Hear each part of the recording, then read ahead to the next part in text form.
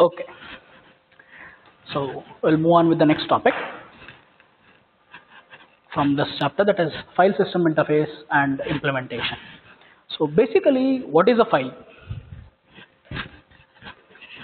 A file is most often any structure that contains user data. It is not possibly every time the user data, maybe most of the times it is the system logs or any of the contents that really matters to the system, so that can be used at a future point of time. So most of these kinds of things form a file.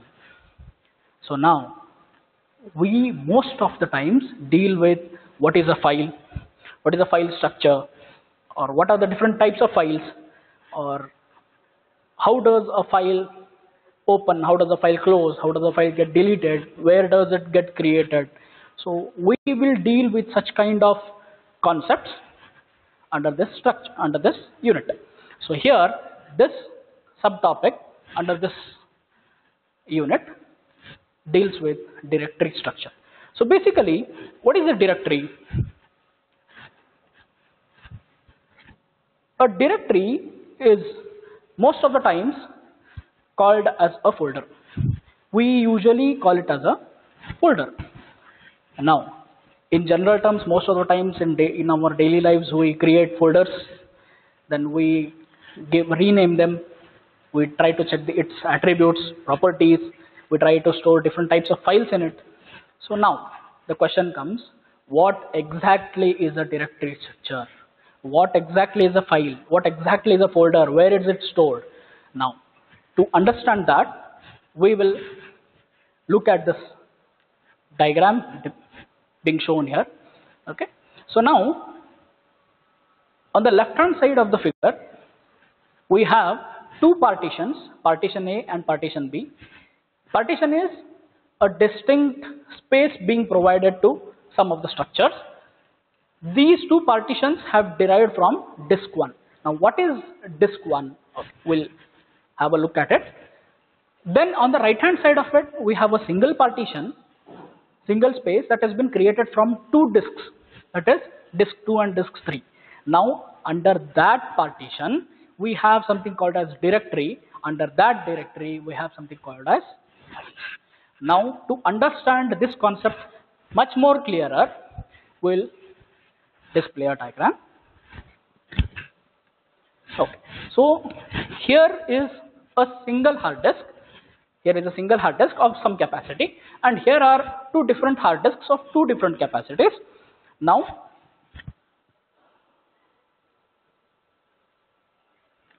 if you look at the first three disks or first three partitions, these three partitions have derived from the same disk. These three partitions have derived from the same disk of having some capacity, whereas here this partition is derived from two different disks creating a single space and a single partition. Now each of these disks have some of the folder structures or some file content present within them. It is not compulsory that every partition may have only one folder or two folders. It may contain numerous number of folders or directories. See, if you look at the folder or the directory under the partition C, you have a folder named called as users. Then under the user, I have two files. Under the user, I have two files named file 1 and file 2. It is not compulsory that every time the folder may contain a file, but in order to segregate the files with respect to their different types, different names, different times they have been created, we usually create a folder or a directory. So here I have two files under a folder called as users. So file 1 and file 2 under users. Okay. So this is under one partition, that is the partition C. Now in the next partition, I have one more directory called as Windows. I have one more directory called as Windows. So under this directory, there are three different files. So not compulsorily that all the three different files are of the same type, but they can be placed under a single directory. Now, Under the next partition, I have one more folder called as Intel. Folder itself is a directory. So under this directory, I have a single file. The file can be named anything. Now, these three directories are present within these three partitions of one hard disk. Now, on the other side, if you look at these two hard disks from which this partition has been formed, we have a directory called as ZV, where we have again numerous number of files. We have one file present here. If you look at this diagram with respect to the top one, here there was a single disk. On the left hand side, there was a single disk where I have two partitions.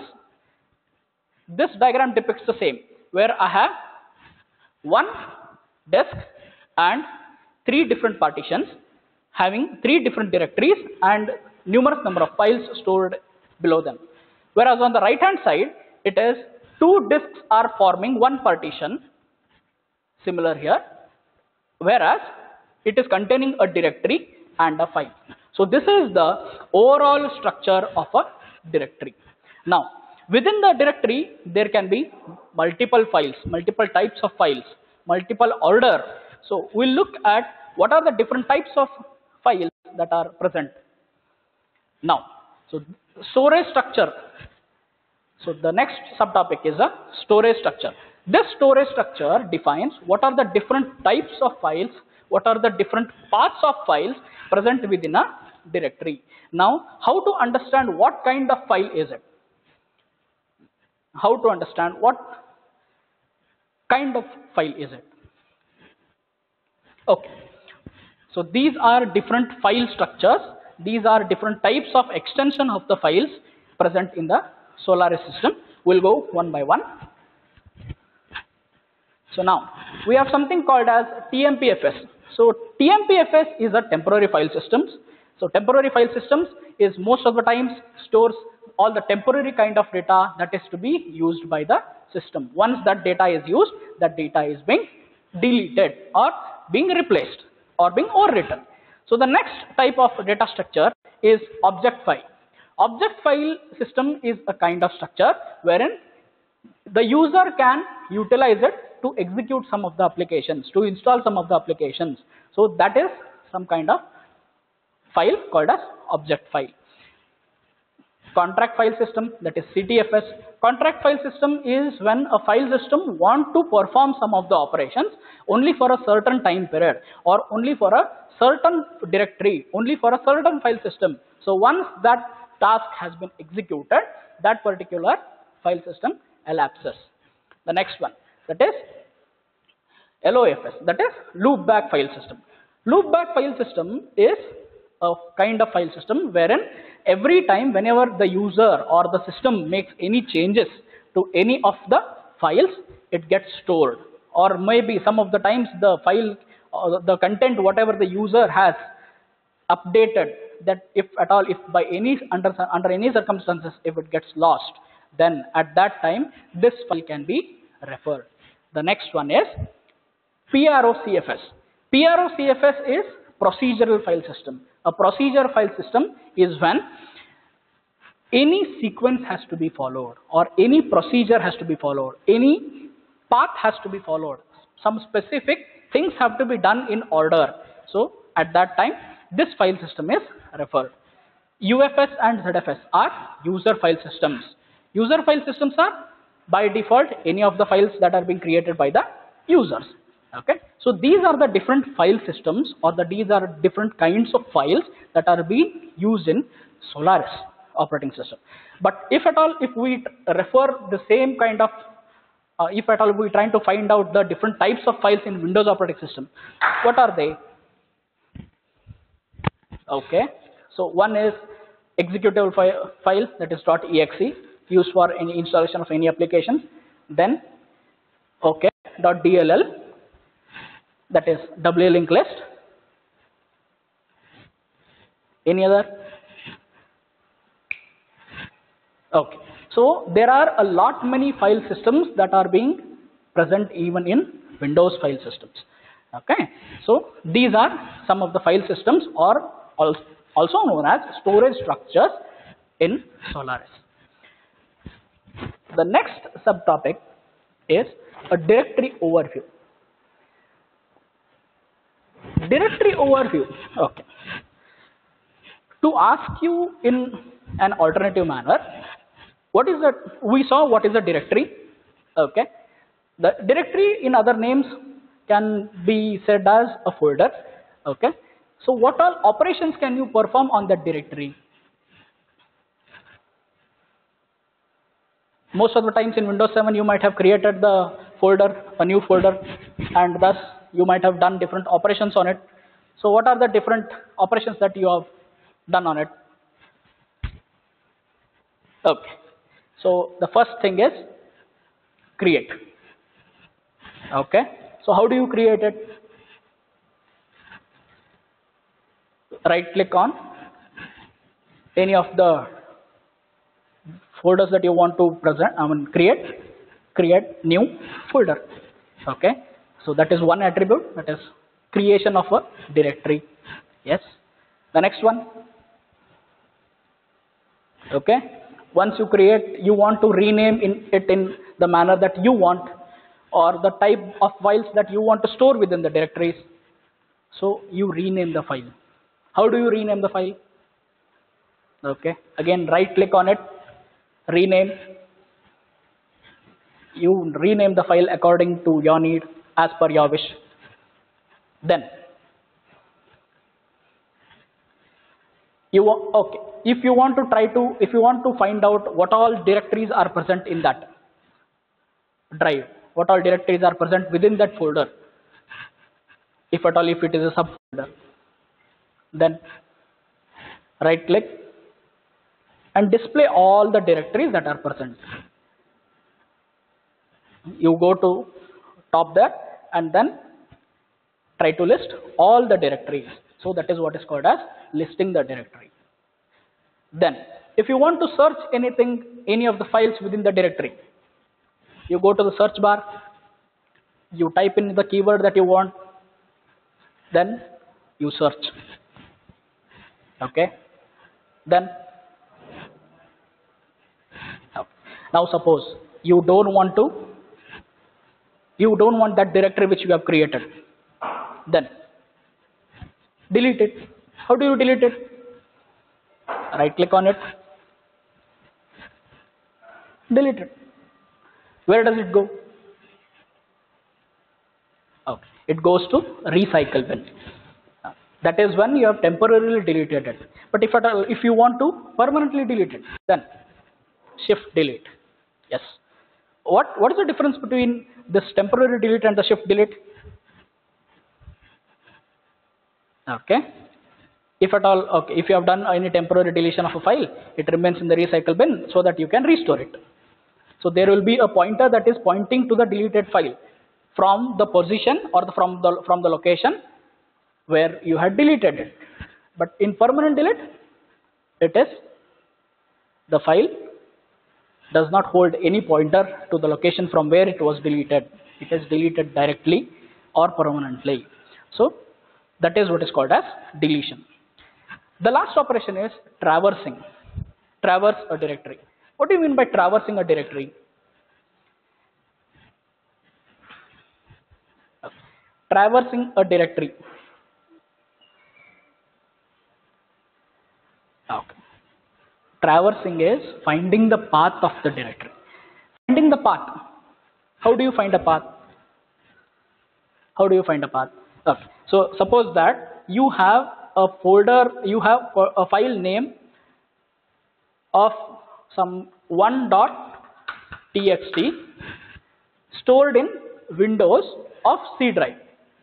Stored in Windows of C drive. So how do you find the path for this file? It is C, then Windows, then 1.txt. So what is this called as? This is called as traversing the path of a file. This is called traversing the path of a file. That means you are trying to find out the position of the file by locating in which directory it is, by locating in which drive it is. So this is what is called as traverse. So these are different operations that can be performed on a directory. The first one is create, second one is rename, third one is list the directory, fourth, search the content whatever you want to search within that directory by giving a keyword. Next, traverse it. Last one, delete. Remember in this order: first create, rename, store the file,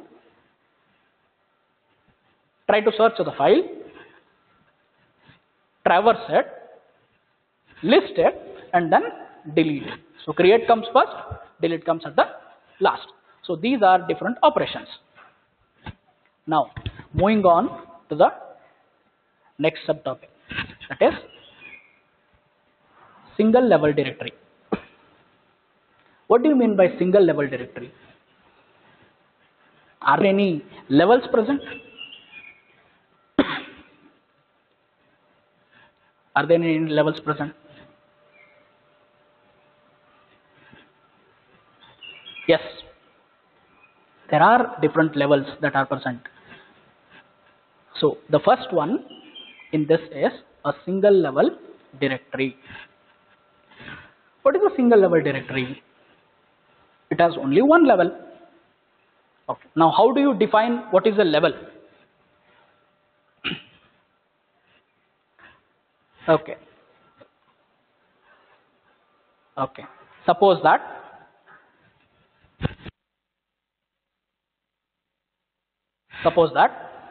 there is one user and the user logs into his system. Now, after logging into his system, suppose that he wants to access a file called as a.txt.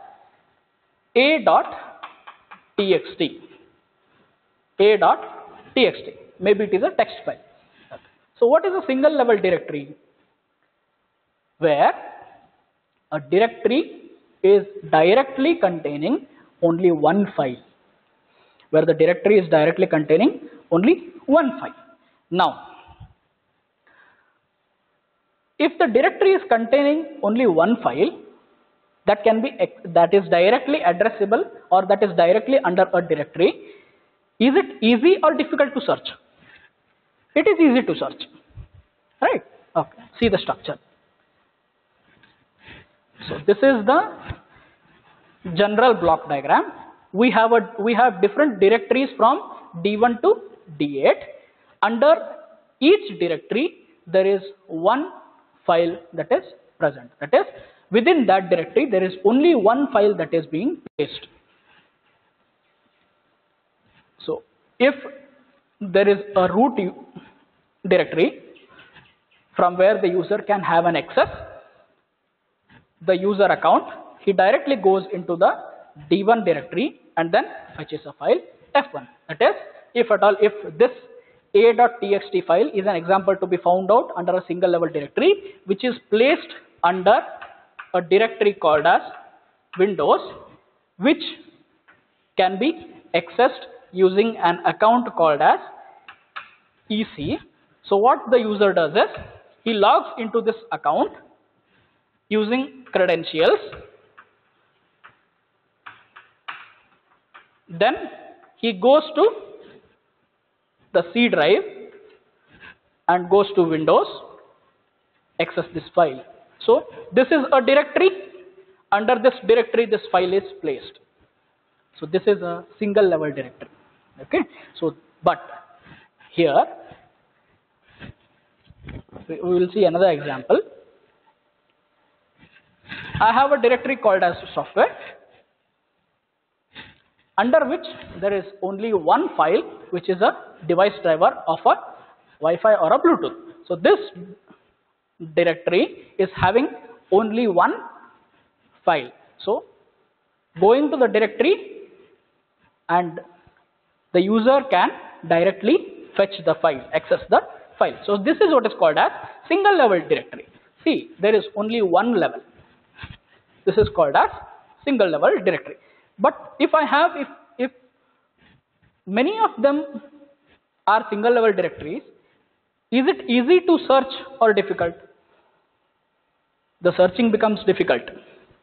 That is one disadvantage. And advantage is that the implementation is very easy since it is a single level.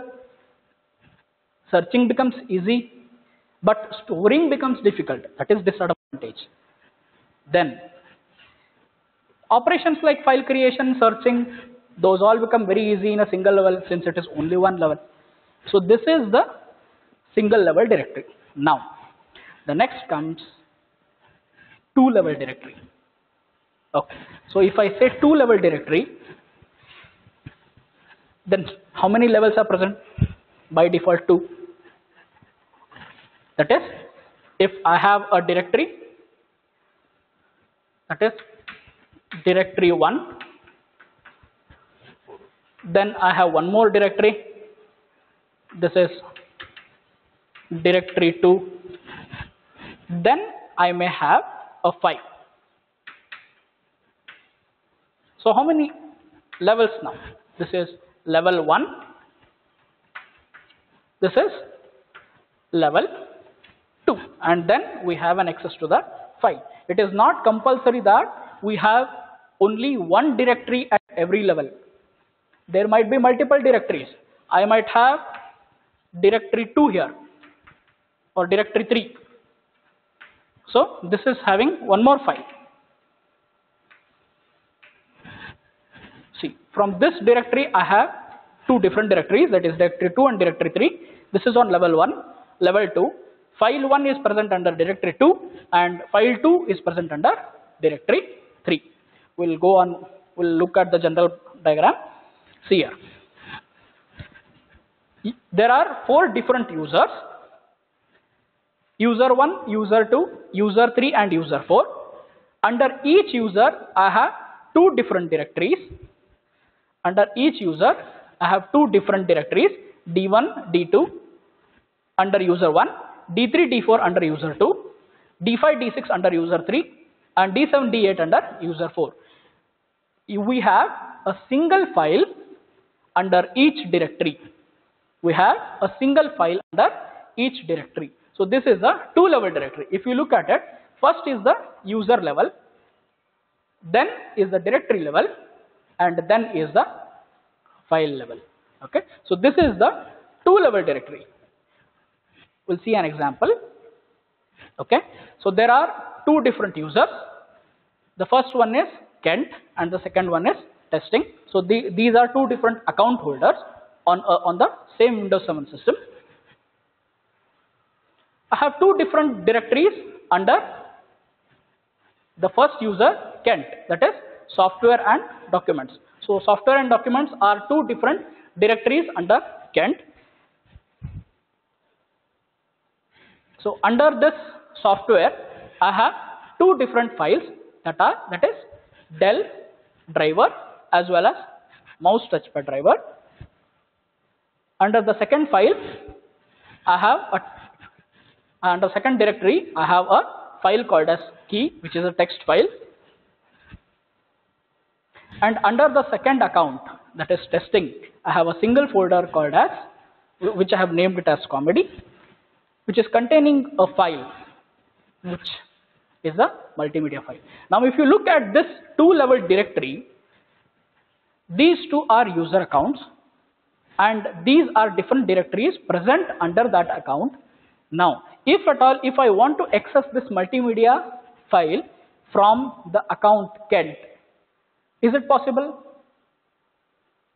No, it is not possible until and unless that user gives this, that user is provided with the permission by this user to access this file. Now, these documents are accessed by testing? No, not possible until the permissions are given. So, documents under each account are safe under that account only. There is no sharing of data in between two accounts. There is no sharing of data in between two directories. So that is an advantage where different data will not get mixed. Different data will not get mixed. That's what it says. It's an advantage. Different users can have same directory and file name. Privacy and security is maintained. When it is not accessible by the other accounts, then it is safe. But the disadvantage is,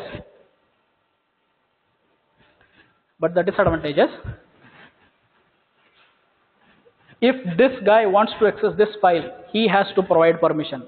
And if there is an emergency situation arising whenever the user has to utilize the file in the other account, he has to take the permission.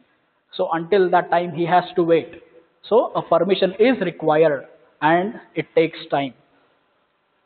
So that is a disadvantage. So this is a two-level directory. Moving on further, we have three-level directory. We have three-level directory or tree-level directory. We have tree structure directory. Tree structure, or you can say multiple levels.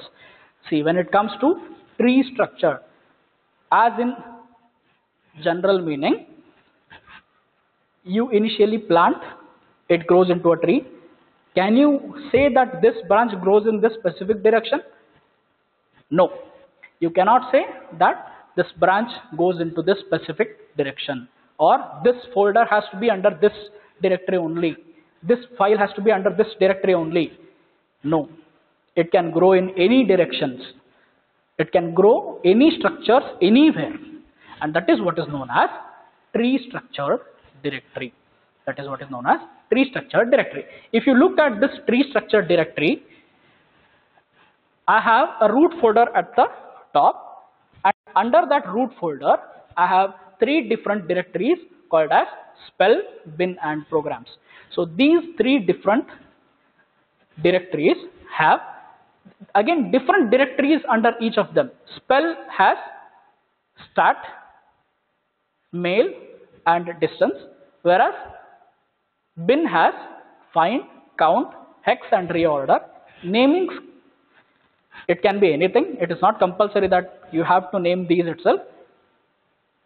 Even most of the times, to understand tree structure directory, we take the help of a tree diagram. So plot a tree diagram, you can easily understand this.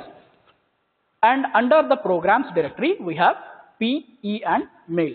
So if you look at the endpoints here, stat and dist directories have ended with the file. All the directories under the bin directory have also ended with the file. Mail and programs has also ended with the file. But only some specific directories they are way further. Means I have a directory here, D1, under which I have three directories, that is D2, D3, D4.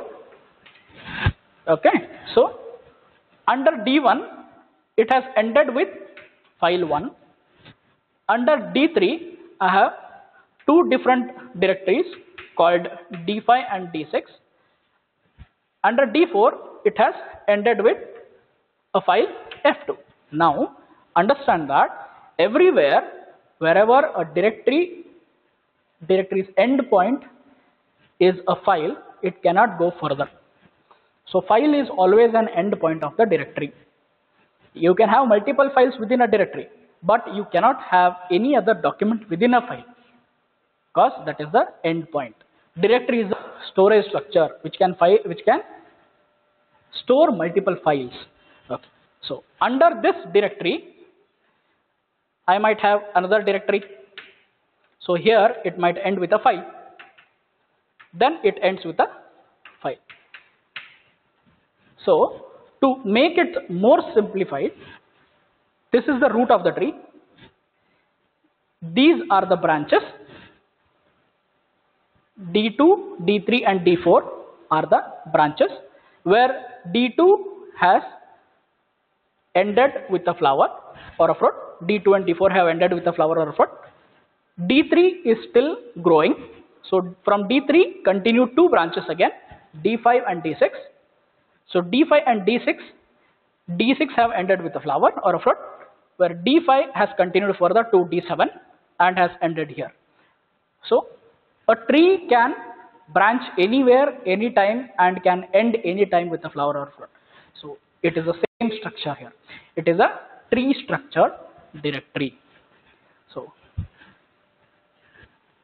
looking at the different path types, we have two path types. The first one is absolute. The first one is absolute and the second one is relative. So what is absolute? Okay, which are specific boundaries. Okay. Constant. Okay. See. Path types, absolute. Absolute means what? I'll take the same example. This is D1. D1 is the root tree, root folder. Then suppose that I want to find the path file of F4, that is the file 4. So D1, then comes D3, then comes D5, then comes D7, and the last one is F4. So from the root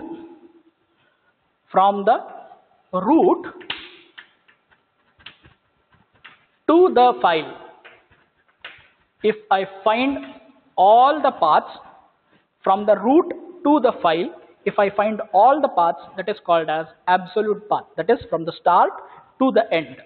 Whereas relative path is an intermediate path. Example, suppose that I want to find the same file location of the file F4, and if I want to take only these three parts into consideration, then I can write the relative path as D5, D7 and F4. So this is the short path. It does not traverse from the beginning to the end. It is a middle path or an intermediate path that is traversing from directory D5 to the file F4. So that is what is known as relative path. Advantages of the tree structure is that it is scalable in nature. You can add any of the directories anywhere. You can store any of the files in any of the directories that you want to store. So it is very scalable. It is highly scalable, and it becomes, suppose that you want to find the path of any files or any of the directories, it becomes much more easier to traverse it. Since you can add files, you can store files, you can add directories to any branch of the tree. The disadvantage is that since you can add to any of the directories, you can store files in any of the directories, it is very difficult to keep the record of it every time.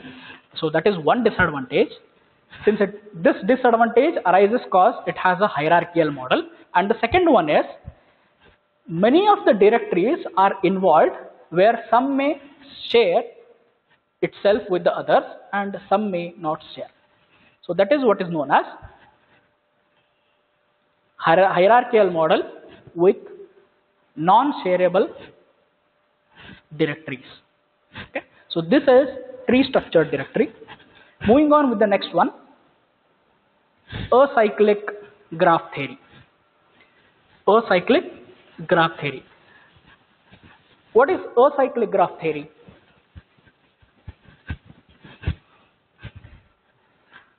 Acyclic graph theory. Acyclic I can also call it as asymmetric in some form, not exactly. Okay. There are different cycles, okay, from one folder to one file. Okay. Okay. Acyclic graph theory is that when many of the directories get shared in between multiple people. Suppose that there are two programmers working in two locations, of the same company. There are two programmers of the same company working in two different locations, and they are developing a same product.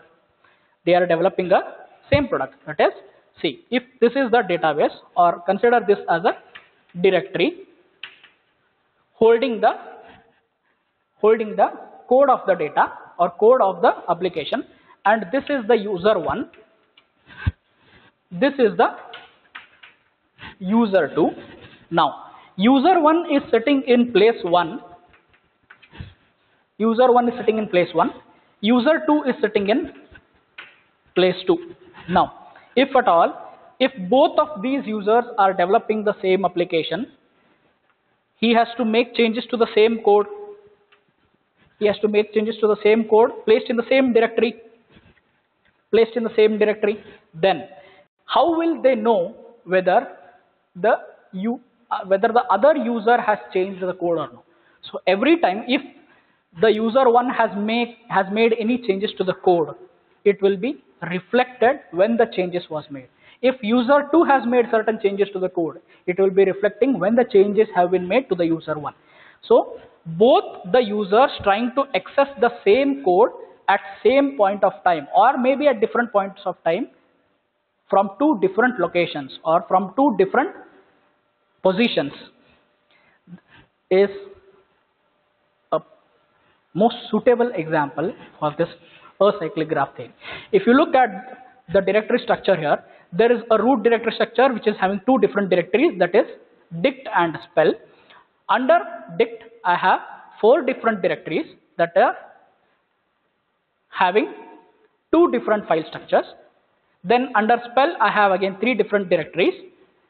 Now if you look at this, this is a file system, or this is a file structure which is being shared by these 2 directories, count and count, shared by these 2 directories under two different parent directories. The 2 different parent directories are dict and spell.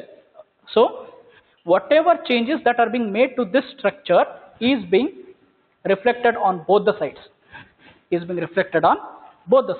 So this is what is known as acyclic graph theory or acyclic directory structure. Now see, when two programmers are working on a joint project, they need access to files. If any programmer makes some changes in the subdirectory, it will reflect in both subdirectories, shared between 2 users as well.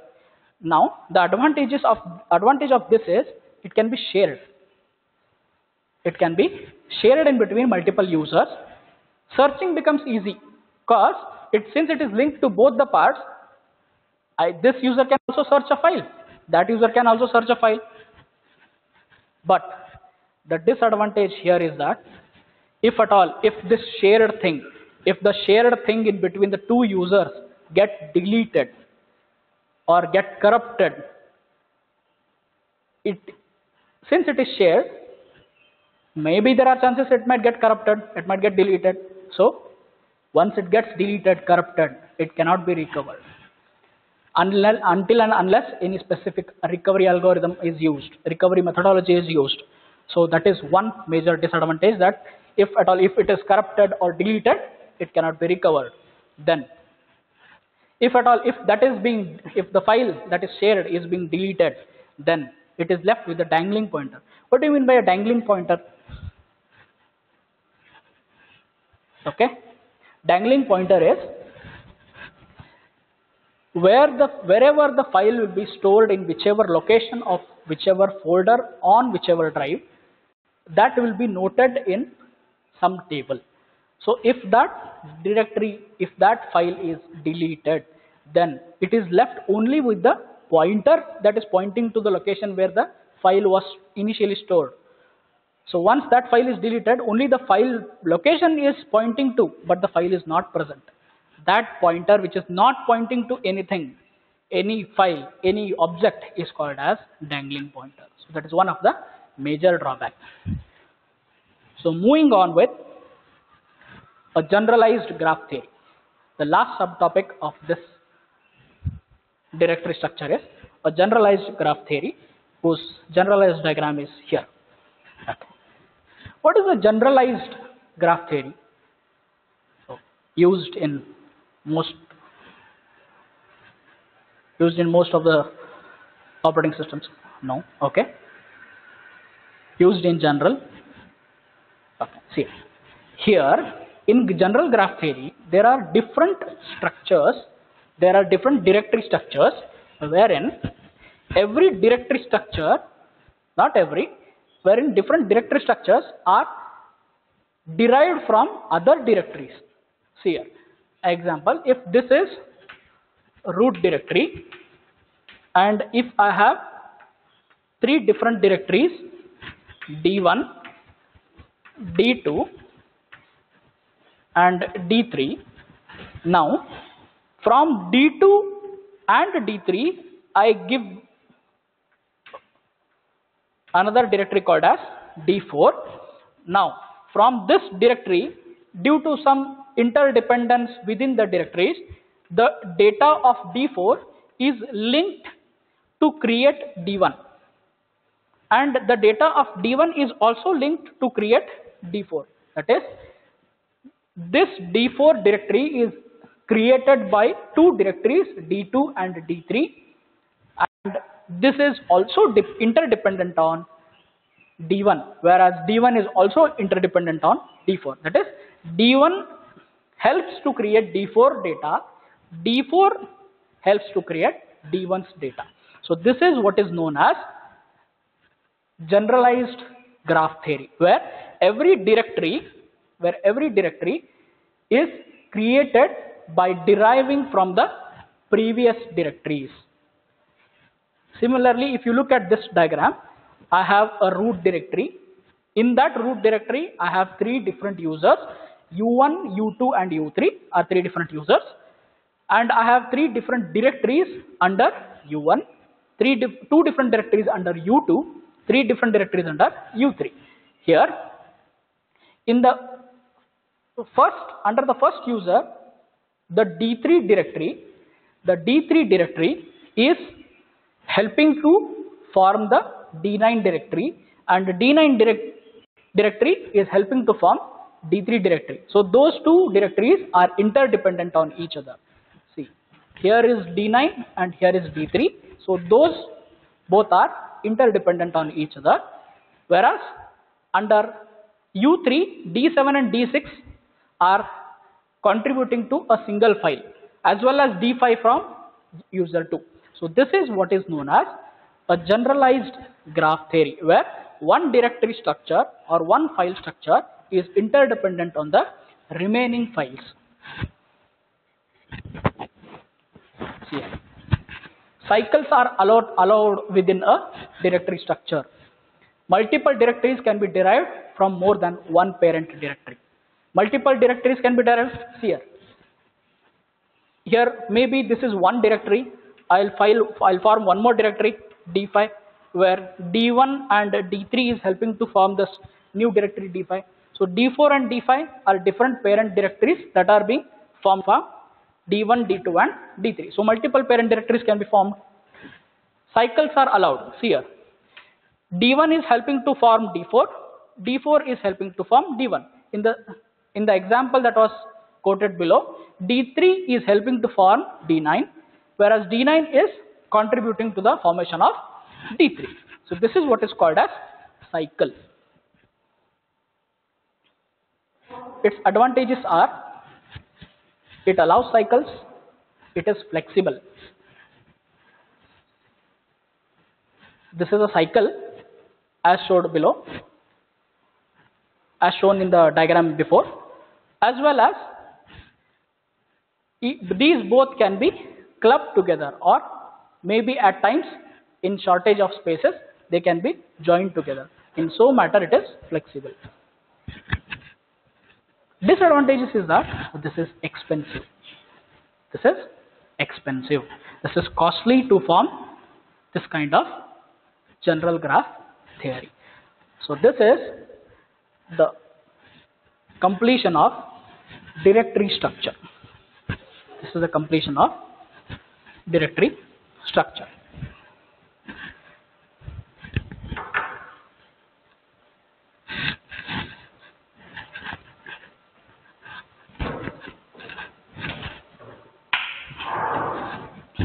Now, moving with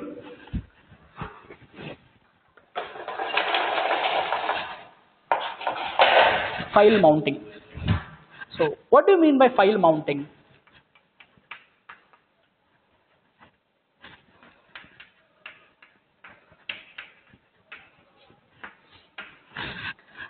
I have some specific files, I have some directories.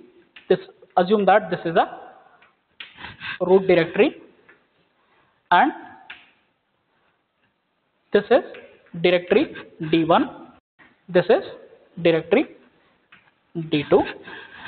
So this root is attached to user1. Here is the user1 root directory D1 and D2. This D2 is having further directories called as D3 and D4. Now, mounting. What is mounting? In Linux systems or Linux based operating systems, you might have seen mounting a CD drive, mounting a pen drive. What is mounting? What is the mounting? What is mounting of a file system? Mounting is making that file system, making that content of data accessible to the user through the user account. So that is what is called as mounting. So now I can say that suppose that this is F1 and this is F2. I can say that if this is the mount point, if this is the mount point, I have mounted D3, D4, F1 and F2 to the root directory and have an access from the user 1. Even this file F1 and F2 can be accessed by the user 1. Now suppose I want to mount any of the other files. Suppose the other files are J1, J2 are two different directories. F3 and F4 are two different files. So now, if at all, if I want previously, if this file F2 was accessible, I would write the path as root D2, directory D2, then directory D4, then F2. Now, suppose that I want to attach the structure, I want to mount this structure to this. If I have to mount this structure, then I have to unmount this part. I have to unmount this part. So what I'll do, I'll remove this completely. I'll remove this completely and join this part here and join this part here. So since this is the mounting point, and so this is the point from where I have to mount this structure. So now, if at all, if I have to access F4 file, if at all, if I to access F4 file, then the path would be root. This is the main directory. Then comes D2. To this D2, I have joined the directory J1 and J2. So under this directory, these two files are present, right? So I'll write J2. Then which file I want to access? F4. So this is the F4. So previously, since this was unmounted, I would not have got a chance to access this file since this was unmounted. So now when I have attached this file, when I have mounted this file, then I can access the contents of F4. So this is how we can mount and unmount the contents that are required or that are not required. So this is what is known as file mounting. This is what is known as file mounting. So we'll stop here.